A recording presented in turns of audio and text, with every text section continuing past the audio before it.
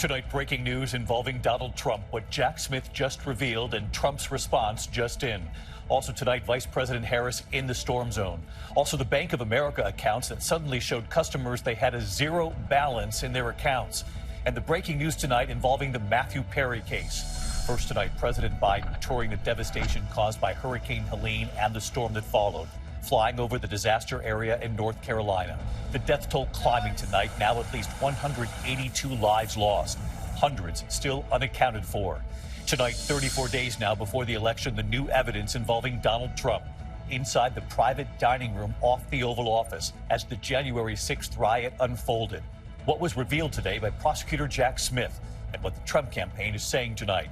Vice President Kamala Harris, meantime, on the ground in hard-hit Georgia tonight, thanking first responders.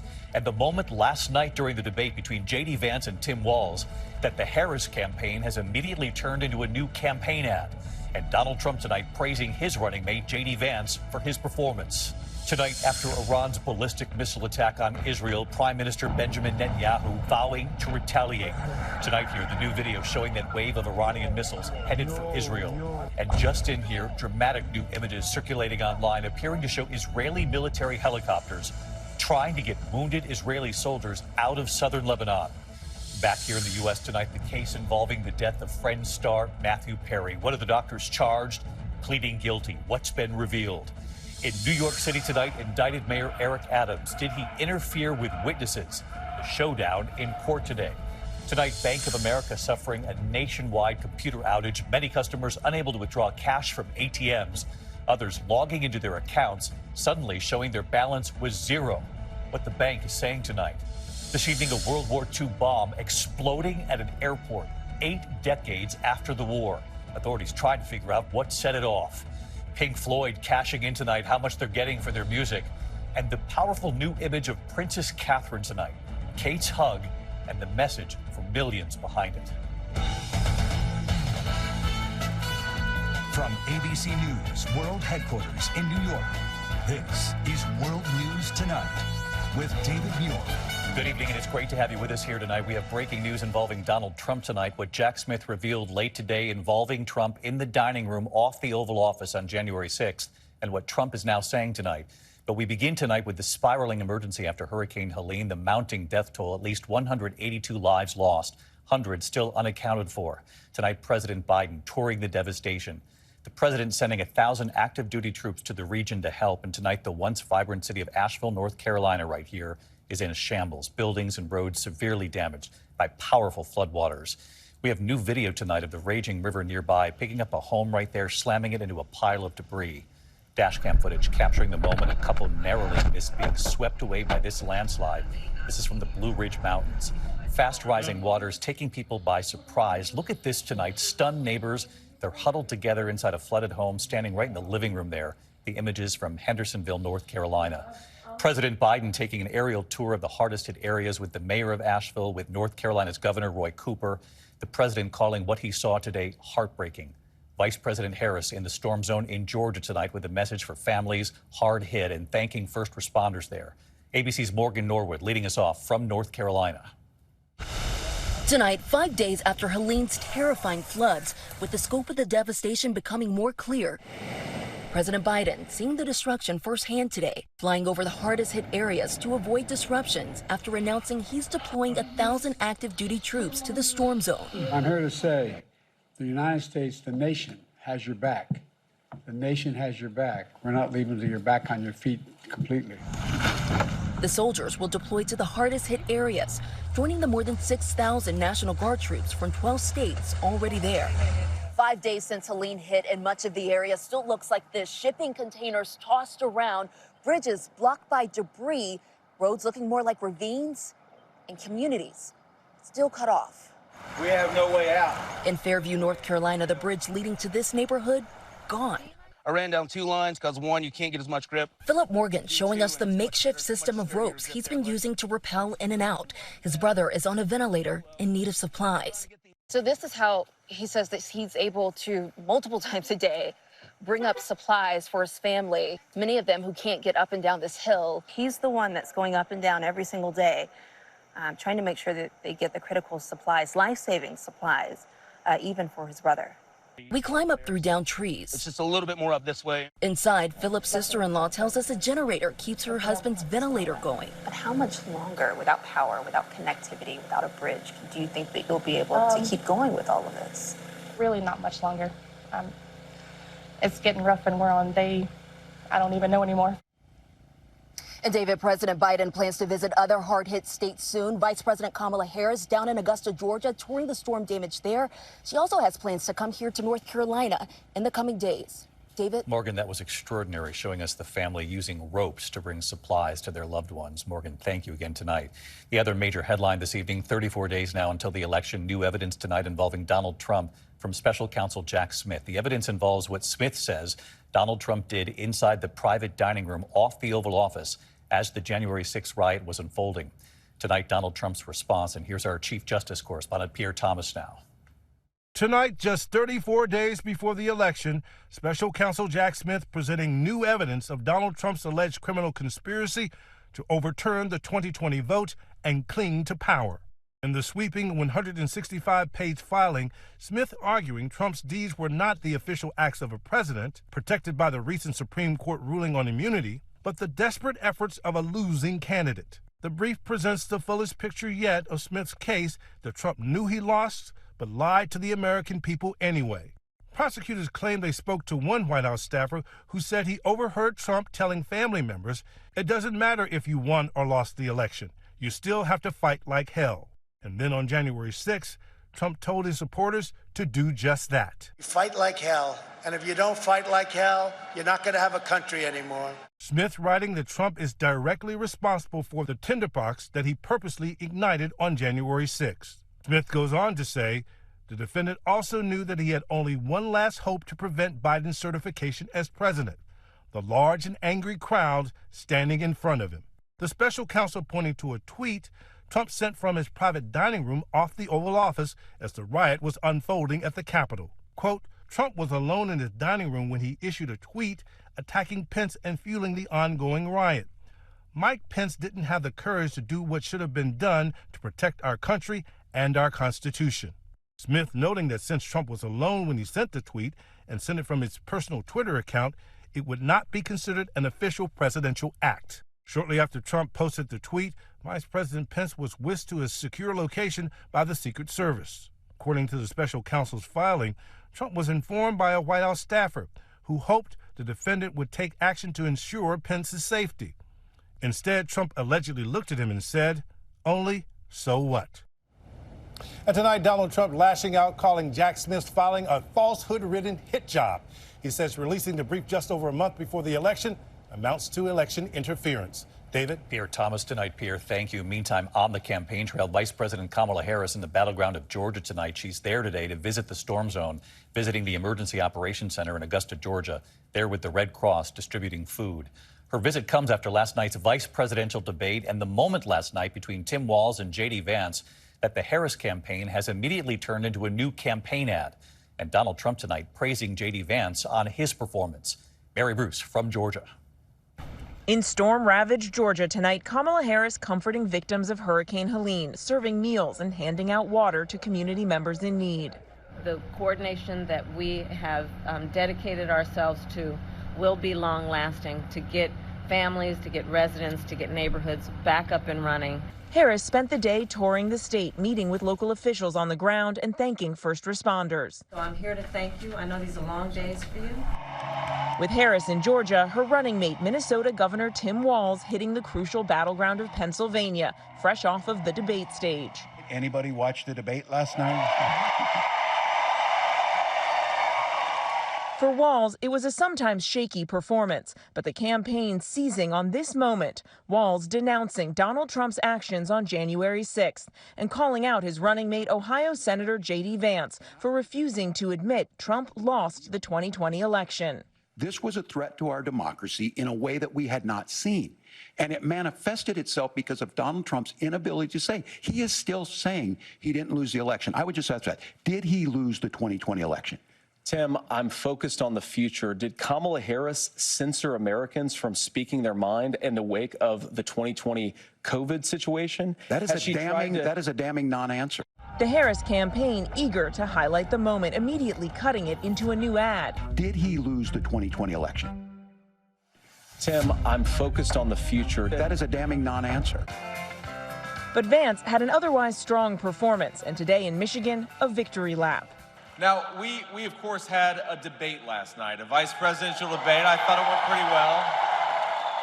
Vance working to soften Trump on some critical issues like abortion, as the former president has bragged about appointing 3 of the justices who overturned Roe versus Wade. My party, we've got to do so much better of a job at earning the American people's trust back on this issue where they frankly just don't trust us. And I think that's one of the things that Donald Trump and I are endeavoring to do.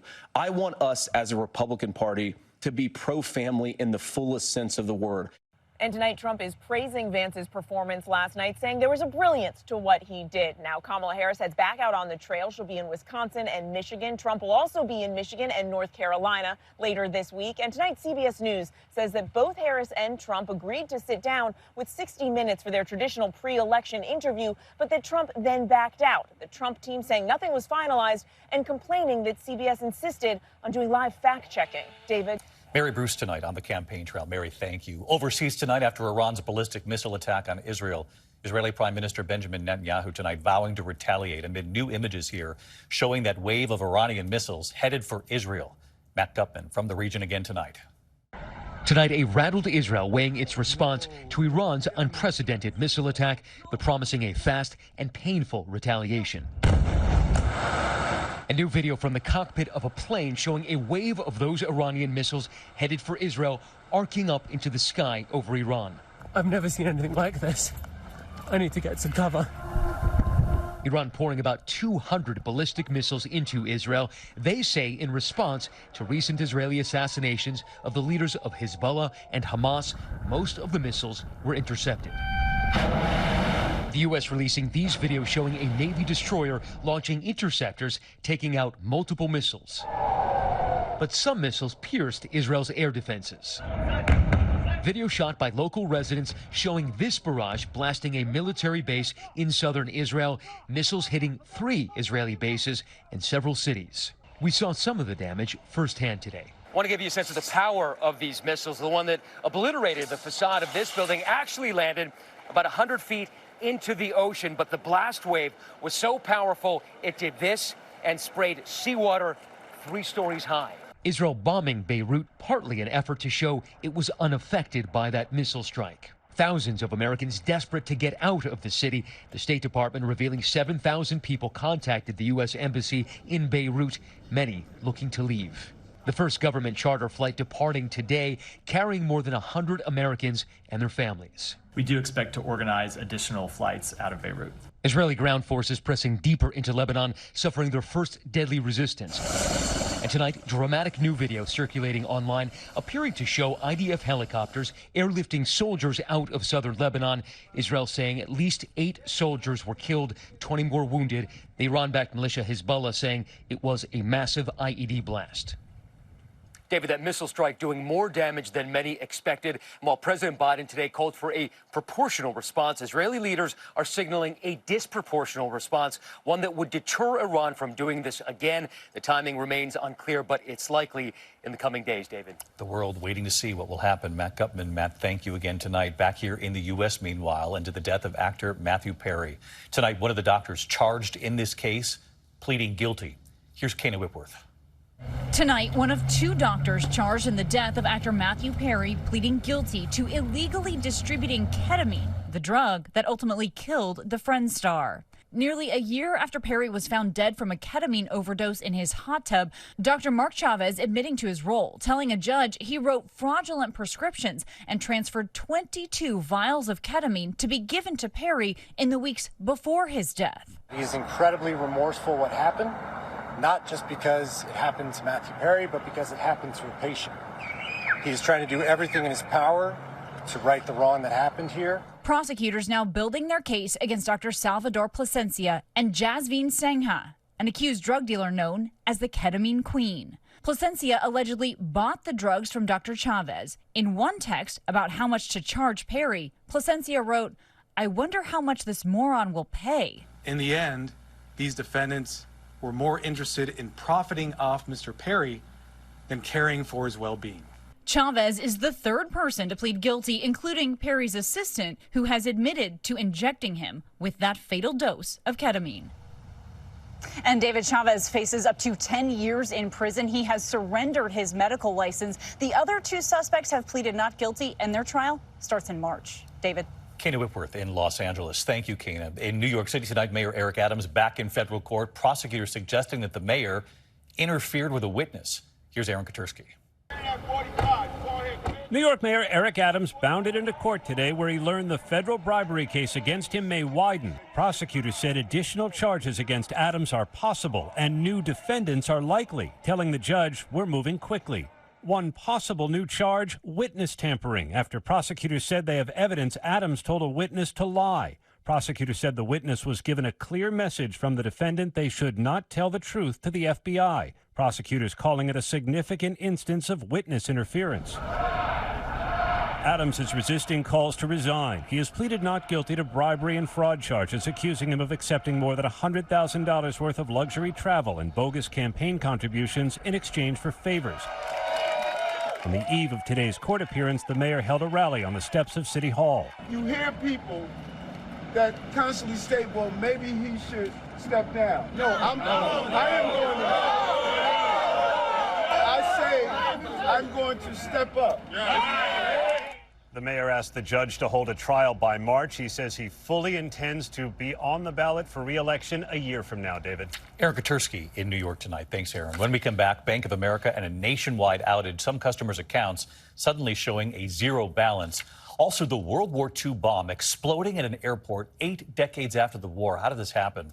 Pink Floyd in the news tonight and the new and deeply moving image of Princess Kate tonight. Well, tonight, Bank of America is investigating a nationwide outage affecting thousands of customers. The problem preventing many customers from withdrawing cash from ATMs and preventing some from accessing their accounts online. Some customers actually finding their account balance was suddenly zero.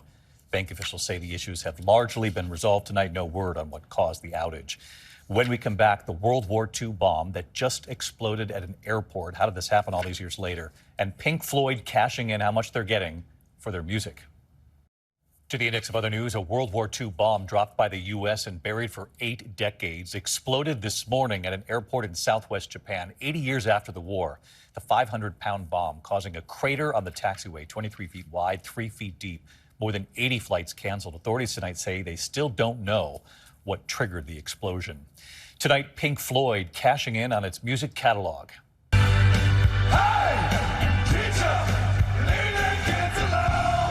Band reportedly selling its music rights to Sony Music for $400 million, including albums such as Dark Side of the Moon and The Wall. When we come back here tonight, the new and deeply moving image of Princess Catherine, who she hugged, and the message she's sending tonight. Finally tonight here, Princess Catherine and the hug. Tonight, the poignant new image marking a new chapter for Catherine, Princess of Wales, in Windsor Castle, hugging a 16-year-old girl battling cancer. You'll remember that deeply personal video message from Princess Kate just 3 weeks ago, revealing she had completed chemotherapy for cancer after sharing her diagnosis with the world last March. I cannot tell you what a relief it is to have finally completed my chemotherapy treatment. Life as you know it can change in an instant, and we've had to find a way to navigate the stormy waters and road unknown. Tonight, this new image, Princess Kate's first royal engagement photographed as she makes her return. 16-year-old Liz Hatton smiling there with her family, Princess Kate and her husband Prince William by their side. Prince William had learned of the 16-year-old and her own battle and her passion for photography, inviting her to photograph an official ceremony at the castle today, then sharing Liz's photos on their social media pages. Tonight, William and Kate writing, "A pleasure to meet with Liz at Windsor today, a talented young photographer whose creativity and strength has inspired us both. Thank you for sharing your photos and story with us." Tonight, the hug, the milestone, and the new message of hope from Princess Kate and 16-year-old Liz, that photographer, to all of those battling cancer. Princess Catherine and the hug for the millions who are fighting cancer too. I'm David Muir. I'll see you right back here tomorrow night. Good night. Thank you for making World News Tonight with David Muir, America's most watched newscast.